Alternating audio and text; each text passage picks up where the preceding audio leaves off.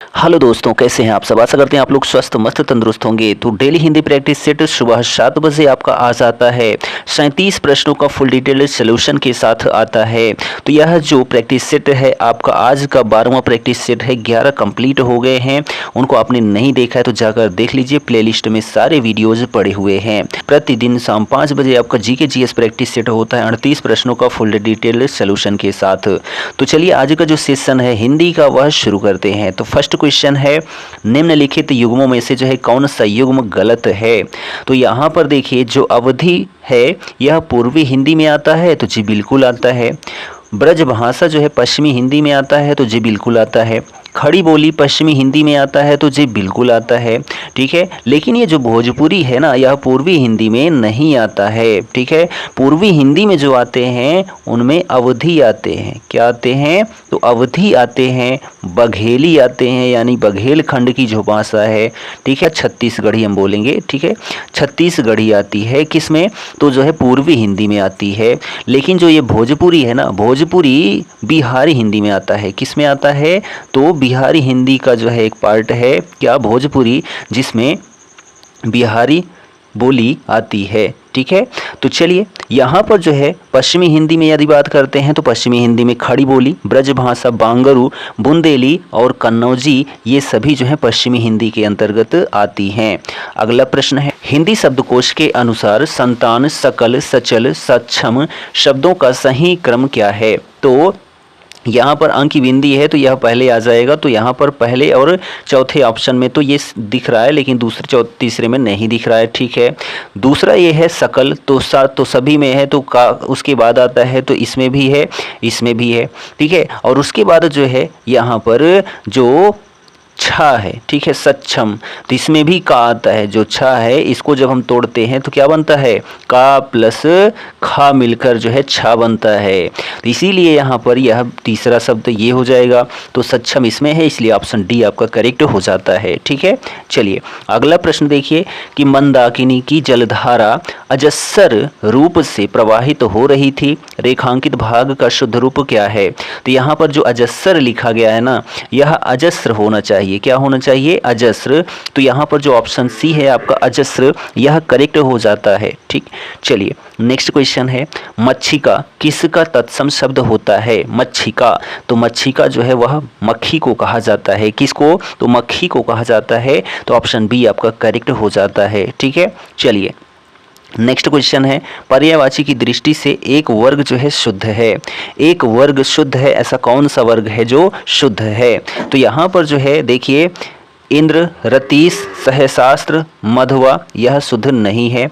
घर, निकेतन, आयतन, निलय, यही ऑप्शन आपका करेक्ट हो जाता है। Option B is the right answer. तो घर के अन्य पर्यायवाची शब्द भवन, निवास, सदन, आवास, धाम, यह सभी जो हैं घर के पर्यायवाची शब्द होते हैं। नेक्स्ट क्वेश्चन देखिए, कौन सा गलत युग्म है। कौन सा गलत युग्म है। तो यहाँ पर देखिए, मूक का वाचाल होता है, तो जी बिल्कुल सही है। ऐश्वर्य का जो है अनैश्वर्य होता है, तो जी बिल्कुल सही है। अभिज्ञ का अनभिज्ञ होता है, यह भी सही है। लेकिन जो छली बहिरंग लिखा गया है, यह ऑप्शन गलत है। तो यहाँ पर क्वेश्चन का आंसर सी आपका सही हो जाता है। ठीक है, तो छली बहिरंग, तो बहिरंग का जो विलोम होता है ना, वह बहिरंग यानी बाहर, तो अंतरंग होगा। ठीक है, बहिरंग का अंतरंग होता है। ठीक, चलिए नेक्स्ट क्वेश्चन देखिए, कृष्ण, विष्णु, अविनाशी किस शब्द के अनिकार्थी शब्द हैं। तो यहाँ पर जो है जो अच्युत शब्द है, अच्युत, ठीक है, तो कृष्ण, विष्णु, अविनाशी, यह जो है अच्युत शब्द के अनिकार्थी शब्द होते हैं। ठीक, अच्युत के अनिकार्थी शब्द स्थिर, अविनाशी, विष्णु, कृष्ण आदि जो है इनके अनिकार्थी शब्द हैं। अगला प्रश्न है यहाँ पर कि इनमें से जो है कौन से शब्द युग्म का अर्थभेद सुमेलित नहीं है। अर्थभेद बताना है, यानी जो अर्थ है इसका सुमेलित नहीं है। तो यहाँ पर देखिए क्या है, तरंग, तुरंग, तो तरंग मीन्स लहर होता है, तुरंग मीन्स घोड़ा होता है। ठीक है, पथ मीन्स रास्ता होता है, और पथ्य मतलब स्वास्थ्यप्रद आहार होता है। ठीक है, प्रसाद मीन्स अनुग्रह होता है, और प्रासाद मीन्स भवन होता है, यह भी सही है। लेकिन यहाँ पर तरणी, तरुणी लिखा गया है, जो कि युवती नाव होता है, यही ऑप्शन आपका गलत है। ठीक है, तरणी का मतलब होता है नौका या फिर जो है नाव। तो यहाँ पर जो है आगे का जो है इसमें पीछे कर दिया गया है। तरुणी का मतलब होता है नवयुवती या युवती ही हम कह दें, तो यहाँ पर उल्टा कर दिया गया है बस, इसलिए यहाँ पर ऑप्शन सी आपका करेक्ट है। नेक्स्ट क्वेश्चन देखिए, आधी रात का समय क्या कहा जाता है? आधी रात के समय को क्या कहते हैं? तो उसको जो है निशीथ कहते हैं। क्या कहते हैं? निशीथ कहते हैं आधी रात की जो समय होता है। सरवरी जो लिखा गया है, विभावरी जो लिखा गया है, निशा जो लिखा गया है, यह सभी रात के पर्यायवाची होते हैं। नेक्स्ट क्वेश्चन है, इनमें से तंद्रालु में प्रयुक्त प्रत्यय कौन सा है? तंद्रालु, ठीक है, तो वो जो प्रत्यय होता है वह क्या होता है? किसी भी शब्द के पीछे लगता है।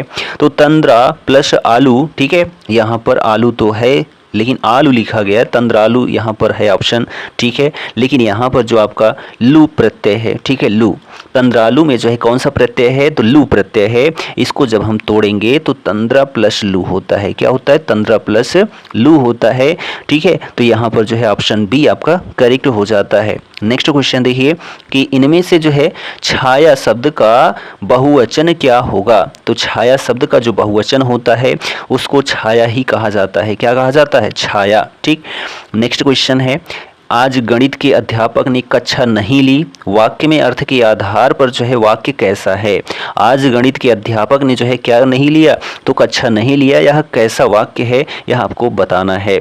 तो नहीं लिया, तो यहाँ पर नहीं का मतलब निषेध होता है, ठीक है, क्या होता है? निषेध होता है। तो यहाँ ऑप्शन कोई है? जी बिल्कुल है, तो ऑप्शन जो बी है आपका निषेधवाचक वाक्य, यही आपका करेक्ट हो जाता है, ठीक। चलिए नेक्स्ट क्वेश्चन देखिए, लिंग की दृष्टि से दही कैसा शब्द है? तो यहाँ पर जो दही होता है दही खट्टा होता है, तो यहाँ पर हम इसको पुल्लिंग लगा देंगे, तो ऑप्शन बी आपका करेक्ट हो जाता है, ठीक है।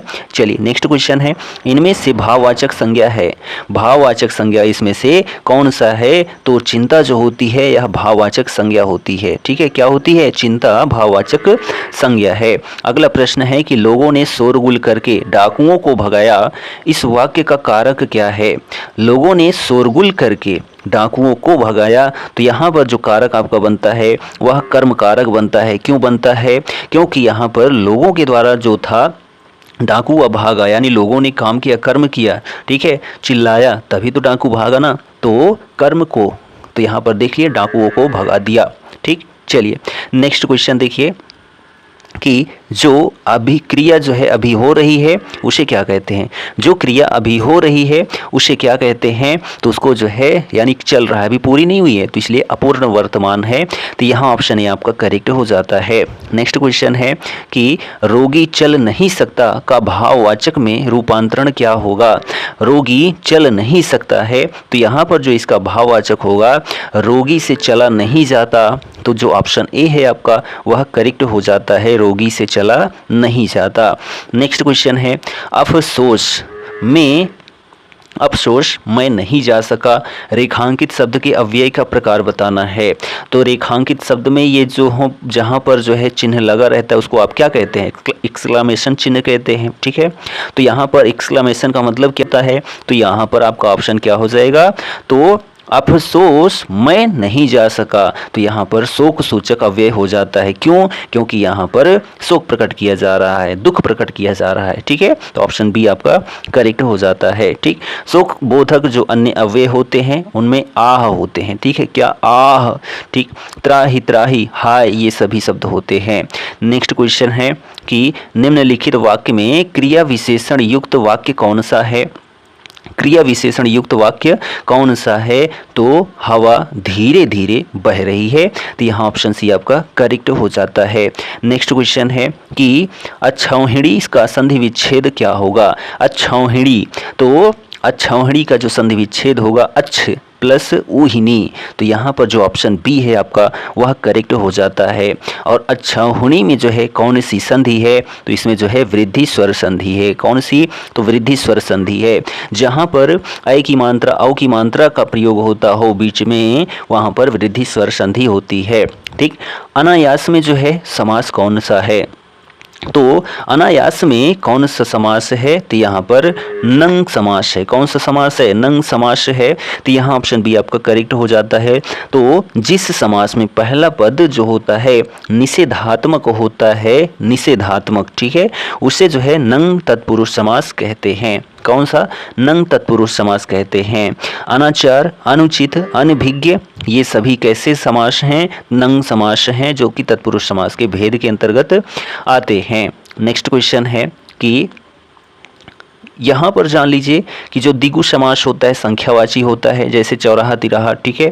द्वंद्व समास क्या होता है? रात दिन, सुबह शाम, ठीक, और माता पिता, ठीक। कर्मधारय समास क्या होता है? इसका उत्तर पद प्रधान होता है, पूर्व पद जो होता है वो अभिशेषण होता है, जैसे नील कमल, ठीक है, महात्मा, ठीक। चलिए नेक्स्ट क्वेश्चन है, निम्नलिखित में से जो है लोकोक्ति चुनिए। लोकोक्ति चुनना है यहाँ पर, तो जो इसमें लोकोक्ति आपकी बनती है वह कहाँ राजा भोज, कहाँ गंगू तेली बनती है। अंक भरना, आस्तीन का सांप, तूती बोलना, यह सभी मुहावरे हैं, ठीक है। चलिए नेक्स्ट क्वेश्चन देखिए, यहाँ पर कौन सा है? 23 नंबर है। निम्नलिखित में से जो है कौन सा विकल्प विराम भेद और उसके चिन्ह को सुमेलित नहीं करता है? तो ऐसा कौन सा ऑप्शन है? तो यहाँ पर जो है देखिए, पूर्ण विराम जी बिल्कुल सही है, अल्प विराम यह भी सही है, और उद्धरण चिन्ह यह भी सही है। योजक चिन्ह जो है ना, यहाँ पर लाघव चिन्ह दे दिया गया है, तो यहाँ ऑप्शन सी आपका करेक्ट हो जाता है, ठीक है। योजक चिन्ह जो होता है, जिसको सामासिक चिन्ह भी कह सकते हैं, ये होता है, ठीक। चलिए नेक्स्ट क्वेश्चन देखिए कि निम्नलिखित में से जो है कौन सा मिश्र वाक्य है? मिश्र वाक्य में से कौन सा है? तो यहाँ पर जो ऑप्शन बी होता है आपका, वह करेक्ट हो जाता है। मैंने सुना है कि आपके देश में अच्छा राज प्रबंध है, तो ऑप्शन बी आपका करेक्ट है, यह मिश्र वाक्य है। नेक्स्ट क्वेश्चन देखिए, यहाँ पर पूछ रहा है कि तू तू करता तू भया, मुझसे रही न हूँ, बारी फेरी बल गई, जित देखूं तित तू। इस पंक्तियों में जो है कौन सा रस निहित है? ठीक है, तो यहाँ पर जो है आपका तू तू करता तू भया, तुझमें रही न तू, बारी फेरी बल गई, जित देखूं तित तू। तो यहाँ पर जो है शांत रस का प्रयोग किया गया है, और शांत रस का जो अस्थाई भाव होता है वह निर्वेद होता है। क्या होता है? निर्वेद होता है। वीरस का स्थायी भाव उत्साह होता है, ठीक है, और वियोग श्रृंगार रस का स्थायी भाव रति या फिर जो है प्रेम होता है। संयोग श्रृंगार रस का भी वही होता है। वात्सल्य रस का जो है वत्सलता होता है, जो अस्थाई भाव होता है, ठीक है। चलिए यहाँ पर नेक्स्ट क्वेश्चन देखिए, 26 नंबर है कि निराला की कविता जूही की कली उदाहरण है। तो किसका उदाहरण है? यानी कि जूही की कली में किस छंद का प्रयोग किया गया है? तो जूही की कली में मुक्तक छंद का प्रयोग किया गया है, तो ऑप्शन जो आपका सी है वह करेक्ट हो जाता है, मुक्तक छंद। जो छंद होते हैं मुख्यतः 3 प्रकार के होते हैं, मात्रिक, वर्णिक और मुक्तक, ठीक है, मात्रिक, वर्णिक और मुक्तक छंद होते हैं, ठीक। चलिए नेक्स्ट क्वेश्चन देखिए कि तरनि तनुजा तट तमाल तरुवर बहु छाए, झुके फूल सो जल परशन हित मनहु सुहाए। इन पंक्तियों की प्रथम पंक्ति में कौन सा अलंकार है? यानी कि तरनि तनुजा तट तमाल तरुवर बहु छाए, ता ता ता ता प्रयोग हुआ है, जहाँ पर एक ही वर्ण की आवृत्ति लगातार एक निश्चित क्रम में होती है, वहाँ पर अनुप्रास अलंकार होता है, तो यहाँ ऑप्शन ए आपका करेक्ट हो जाता है, ठीक। जो रूपक अलंकार होता है उपमेय में उपमान भेद रहित आरोप होता है, जैसे मैया मैं तो चंद्र खिलौना लई हूँ। यमक अलंकार जो है एक शब्द एक से अधिक बार आए, उनके अर्थ अलग अलग होते हों, वहाँ पर जो है यमक अलंकार होता है, जैसे काली घटा का घमंड घटा 3 बेर खाती थी वो 3 बेर खाती है, ठीक। उत्प्रेक्षा अलंकार क्या होता है? तो जहाँ पर उपमेय में उपमान की संभावना की जाती हो वहाँ उत्प्रेक्षा अलंकार होता है, और इसके कुछ साधारण शब्द होते हैं, जैसे ज्यों, जनहु, मनहु, मानो, जानो, ठीक है, ये सारे जो हैं शब्द होते हैं, वहाँ पर उत्प्रेक्षा अलंकार होता है, ठीक। चलिए अगला प्रश्न देखिए, 28 नंबर है, अबला जीवन हाय तुम्हारी यही कहानी, आंचल में है दूध और आँखों में है पानी।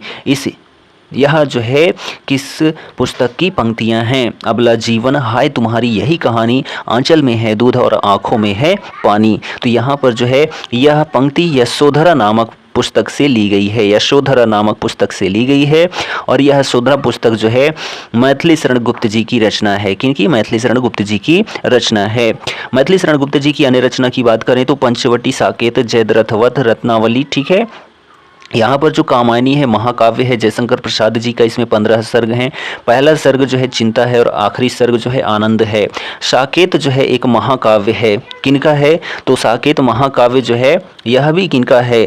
तो यह भी आपका जो है मैथिली शरण गुप्त जी का ही हो जाता है। ठीक है। और यहाँ पर यदि बात करते हैं आंसू, तो जो आंसू है, आंसू, झरना, लहर, ठीक है, यह भी किसकी रचना है? तो जयशंकर प्रसाद जी की रचनाएं हो जाती हैं।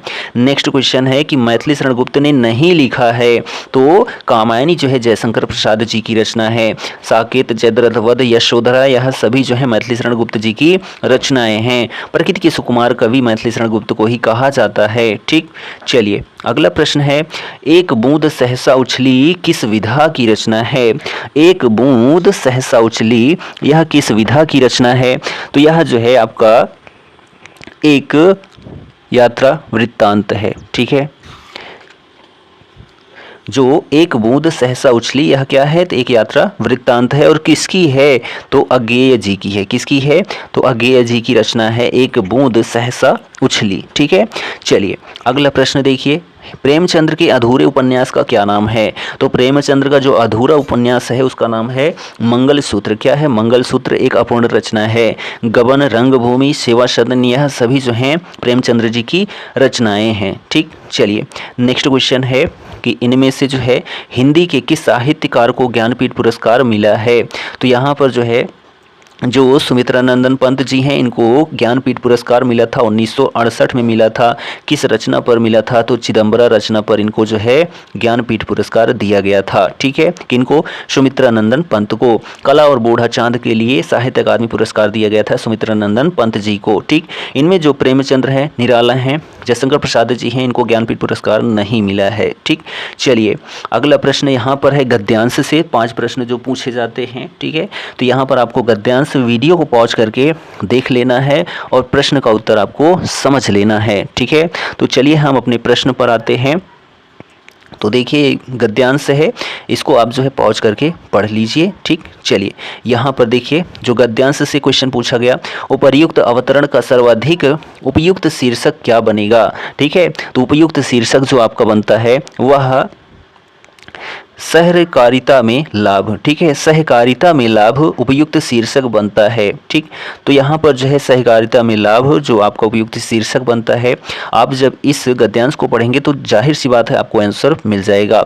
नेक्स्ट क्वेश्चन है कि सहकारिता का अर्थ क्या होता है? तो सहकारिता का जो अर्थ होता है मिलजुल कर कार्य करना ही सहकारिता का अर्थ होता है। ठीक, नेक्स्ट क्वेश्चन देखिए, योजना आयोग के अनुसार सहकारिता का अधिकाधिक उपयोग किया जाना चाहिए, किन क्षेत्रों में किया जाना चाहिए? तो सहकारिता का जो उपयोग है वह अर्थव्यवस्था के विभिन्न क्षेत्रों में किया जाना चाहिए। तो ऑप्शन सी आपका करेक्ट है। ठीक, नेक्स्ट क्वेश्चन देखिए, सहकारिता का मुख्य उद्देश्य क्या है?